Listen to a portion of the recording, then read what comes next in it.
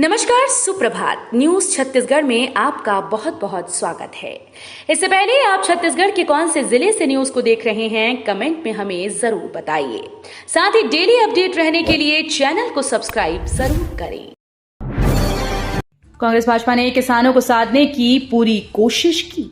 राजनीतिक दलों के सियासी सर्कस ने छत्तीसगढ़ के अन्नदाताओं को उलझा दिया है। प्रदेश में सबसे बड़े वोट बैंक किसान को अपने पाले में करने के लिए कांग्रेस भाजपा दोनों ही राजनीतिक दल ने चुनावी घोषणा पत्र में किसानों को साधने की भरपूर कोशिश की है। कांग्रेस कर्ज माफी करेगी तो वहीं भाजपा 2 वर्ष का बकाया बोनस देने के लिए घोषणा की। जानकारी के अनुसार प्रदेश के 24 लाख किसानों ने 6,900 करोड़ रुपए का कर्ज लिया, जबकि बकाया बोनस की राशि भी 5,000 करोड़ से अधिक है। बताया जाता है कि कुछ किसान ऐसे हैं जिनकी बोनस की राशि उनके लिए हुए कर्ज की तुलना में अधिक है। इस प्रदेश में सिर्फ 107 रुपए में मिलेगी रसोई गैस, मुख्यमंत्री ने की घोषणा। छत्तीसगढ़ के मुख्यमंत्री भूपेश बघेल ने ऐलान किया कि वो सिर्फ 107 रुपए में प्रदेश की जनता को गैस सिलेंडर देंगे। जी हां, उन्होंने कांग्रेस की ओर से घोषणा की है कि अगर छत्तीसगढ़ में फिर से कांग्रेस पार्टी की सरकार बनी तो यहां के लोगों को देश में सबसे सस्ता गैस सिलेंडर मिलेगा, जिसका लाभ अमीर गरीब सभी को मिलेगा। उन्होंने चुनाव के दौरान एक रैली को संबोधित करते हुए कहा कि रसोई गैस रिफिल कराने पर छत्तीसगढ़ की कांग्रेस सरकार हर वर्ग के लोगों को 500 रुपए की सब्सिडी देगी। करोड़ों किसानों के लिए खुशखबरी, दिवाली के बाद जारी होगी 15वीं किस्त, इस दिन खाते में आएंगे 2,000। प्रधानमंत्री किसान सम्मान निधि योजना के लाभार्थियों का अगली किस्त को लेकर इंतजार खत्म होने वाला है। पीएम मोदी दिवाली के बाद योजना की 15वीं किस्त के 2,000 रुपए किसानों के खाते में जारी करेंगे। इसकी जानकारी कृषि मंत्रालय द्वारा एक्स पर पोस्ट कर दी गई। ध्यान रहे कि 15वीं किस्त का लाभ केवल उन्हीं किसानों को मिलेगा जिन्होंने ई-केवाईसी, भू सत्यापन और आधार लिंक की प्रक्रिया को पूर्ण कर लिया है। बाल बाल बचे CM Bhupesh Baghel, helicopter landing में हुई बड़ी चूक।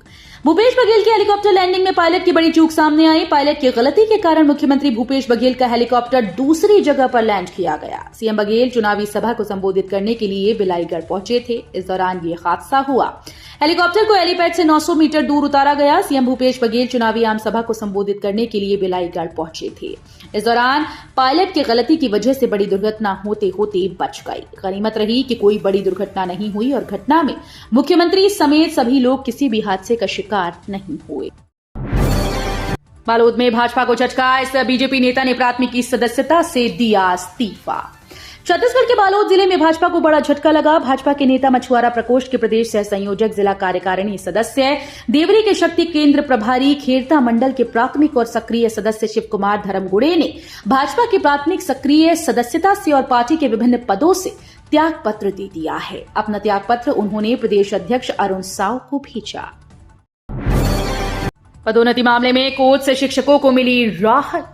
छत्तीसगढ़ के बहुचर्चित शिक्षक पदोन्नति मामले में कोर्ट की तरफ से शिक्षकों को राहत मिली। उन्हें पुराने स्कूल में पदभार ग्रहण करने का आदेश दिया गया, लेकिन शिक्षा विभाग अभी भी संशय में है कि उन्हें पदोन्नति के बाद मिले स्कूल में पदभार ग्रहण करवाए या संशोधन के बाद मिले स्कूल पर। शिक्षा विभाग न्यायालय के आदेश पर रायशुमारी के लिए महाधिवक्ता को पत्र लिखा है। न्यायालय ने छात्रों के हितों को देखते हुए शिक्षकों को पदभार ग्रहण करने का निर्णय दिया। प्रदेश भर में लगभग 3,000 शिक्षक 4 सितंबर से कार्य मुक्त हैं। स्कूल्स में शिक्षकों की कमी के कारण पढ़ाई भी प्रभावित हो रही है। छत्तीसगढ़ में बीजेपी का सीएम फेस कौन होगा, गृह मंत्री अमित शाह ने दिए बड़े संकेत। छत्तीसगढ़ में दूसरे चरण के मतदान से पहले नेताओं का चुनावी अभियान तेजी से चल रहा है। छत्तीसगढ़ की हॉट सीट रायगढ़ विधानसभा में बीजेपी से पूर्व कलेक्टर ओपी चौधरी ने पूरी ताकत झोंक दी। गुरुवार को केंद्रीय गृह मंत्री अमित शाह ने रायगढ़ में रोड शो किया। इस दौरान उन्होंने ओपी चौधरी के इस्तीफे के पीछे का रहस्य खोल दिया। इसके साथ ओपी चौधरी को आने वाले समय में बड़ी जिम्मेदारी देने के संकेत भी दिए हैं। आरंग विधानसभा में पेयजल की समस्या है बड़ा मुद्दा। रायपुर के आरंग विधानसभा क्षेत्र में पेयजल की समस्या एक बड़ा मुद्दा बना हुआ है। यहां नल जल योजना का काम तो चल रहा है, लेकिन इसके बावजूद अब तक ज्यादातर घरों में नल के कनेक्शन नहीं पहुंच पाए। वहीं टंकियों का निर्माण तो करवाया जा रहा है, लेकिन जिन क्षेत्रों में टंकियां बन चुकी हैं उनके यहां भी अब तक शुद्ध पेयजल की सुविधा नहीं पहुंच पाई। इसके अलावा सड़कों की स्थिति यहां दिन प्रतिदिन बदतर होती जा रही है। ग्रामीणों का कहना है कि पहले जो सड़कें बनवाई गई थी वे फिर भी कुछ ठीक थी, लेकिन इसके बाद जो निर्माण करवाया जा रहा है उसमें गुणवत्ता का ध्यान नहीं दिया जा रहा। तहसील में पदस्थ कार्यालय सहायक कर रहा था आम आदमी पार्टी का प्रचार। विधानसभा निर्वाचन 2023 के दौरान शासकीय कर्मचारी द्वारा आदर्श आचार संहिता के उल्लंघन पर कलेक्टर डॉक्टर सर्वेश्वर नरेंद्र भूरे ने मंदिर हसौद तहसील में पदस्थ कार्यालय सहायक दिनेश कुमार गोस्वामी को निलंबित कर दिया।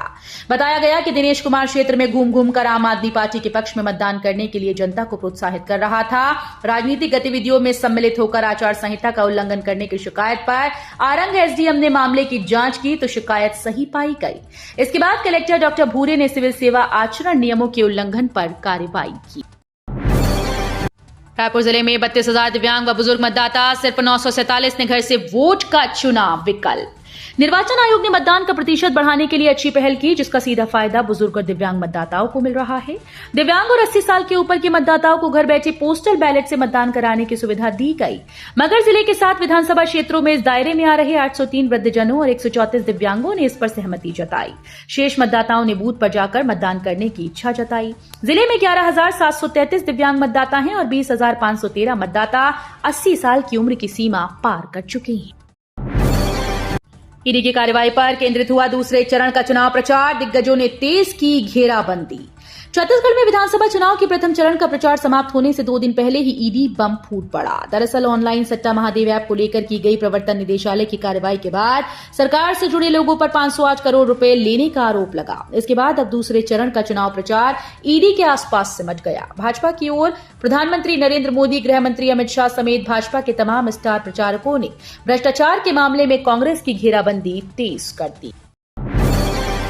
भाजपा उम्मीदवार पर हमले को लेकर सीएम बघेल बोले, चुनाव में पिछड़ रहे ब्रजमोहन अग्रवाल।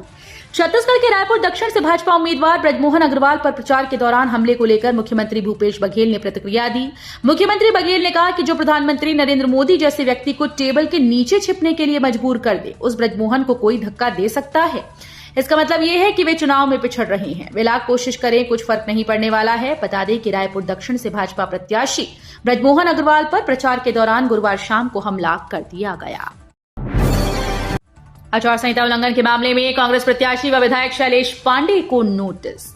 विधानसभा चुनाव के लिए लागू आदर्श आचरण संहिता के उल्लंघन के मामले में बिलासपुर विधानसभा क्षेत्र के कांग्रेस प्रत्याशी व विधायक शैलेश पांडे को नोटिस जारी किया गया। रिटर्निंग अफसर सुभाष सिंह राज ने नोटिस जारी कर 24 घंटे के भीतर जवाब पेश करने को कहा। रिटर्निंग अफसर कार्यालय से प्राप्त जानकारी के अनुसार शिकायत के आधार पर कार्रवाई की गई है। शिकायत पत्र में कहा गया है कि कांग्रेस प्रत्याशी शैलेश पांडे के द्वारा विधानसभा क्षेत्र के मंदिर चौक से सिंधी कॉलोनी रोड, भक्त कंवर राम रोड, मुख्य मार्ग और अयोध्या नगर, डॉक्टर घाटी nursing home, Sindhi colony Bilaspur में बिजली के खंभों में बैनर और पोस्टर लगाए गए हैं।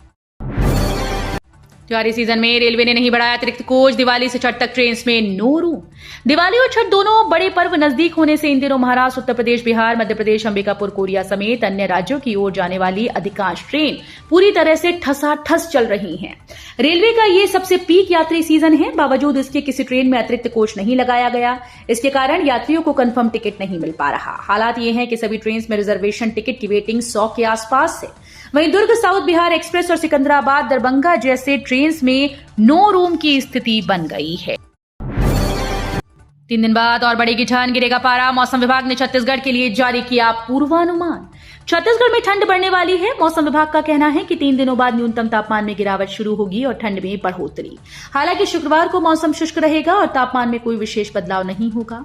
गुरुवार को प्रदेश में डूमर बहार सबसे ठंडा रहा। कृषि विज्ञान केंद्र डूमर बहार में न्यूनतम तापमान 12.3 डिग्री सेल्सियस दर्ज किया गया।